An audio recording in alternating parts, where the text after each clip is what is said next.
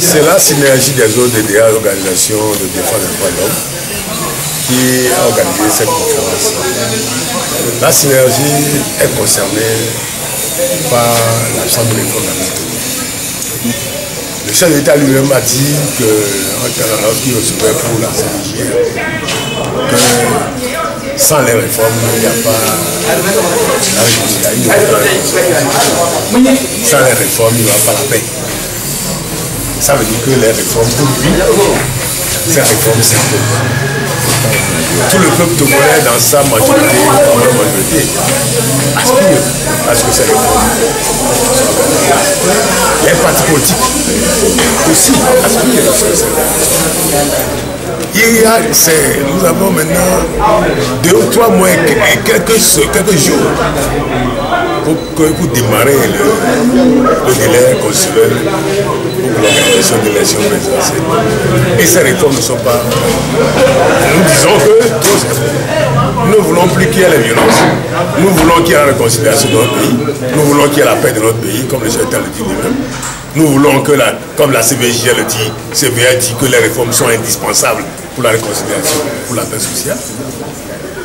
Nous voulons que tout cela se fasse avant l'élection présidentielle, avant toute élection. C'est pour ça que nous avons convié les journalistes à ce point de presse pour leur dire ce que nous pensons justement de ces réformes et pour dire que ces réformes sont indispensables avant toute consultation électorale. Et que si on ne veut pas l'organiser, les organiser, si on ne veut pas organiser ces réformes-là, il n'y a pas, on n'a même pas besoin de faire les élections. Mais nous disons que la démocratie voudrait qu'il y ait alternance. Il n'y a pas de démocratie sans alternance. Regardez vous-même aux États-Unis. L'engouement qui était dans le peuple lorsque Barack Obama a été élu. Qu'en est-il maintenant au bout de 6 ans? C'est ce qu'on appelle l'usure du pouvoir. Tous les présidents au bout du 2e mandat, quand le 2e mandat se commence, on vous a dit, que les élections de mi-mandat pour le 2e mandat, élections législatives et sénatoriales, sont toujours presque en défaveur du chef d'État qui fait son 2e mandat. Même s'il a été brillamment élu, c'est ce qu'on appelle l'usure du pouvoir.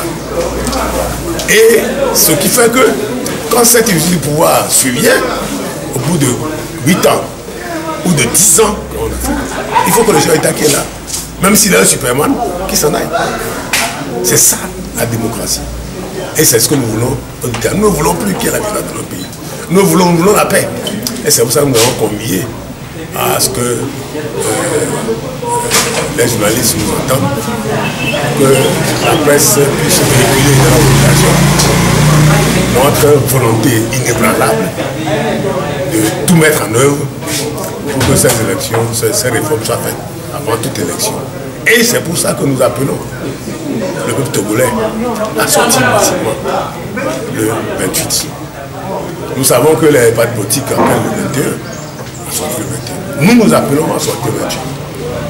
Et ça, de façon autonome, les ODH que je dirige appellent à sortir le 28. Et nous souhaitons que ce 28-là, que nos militaires ne tirent pas de la place. Ils ne sont pas armés pour tirer dans la population. Ils sont armés pour défendre l'intégrité du peuple togolais, de l'intérieur togolais, par rapport à l'extérieur, par rapport à l'agression extérieure, et non tirer sur la population. Ils doivent savoir, je lance un appel à nos militaires, ils doivent savoir qu'ils sont protégés par la Constitution et par leur statut, qui leur donne le droit et l'obligation même de désobéir lorsqu'on leur donne des ordres qui sont contraires à la loi. Tirer sur la population est contraire à la loi. Tirer sur la population est contraire à la Constitution. Parce que les militaires ont pour vocation, pour rôle, de défendre le territoire par rapport aux agressions extérieures et non par rapport à la population. Il faut qu'ils le sachent. Et je lance un appel aux militaires pour que lorsqu'il va y avoir des manifestations, que ces militaires se comportent en respectueux de la loi, de leur statut et de la Constitution.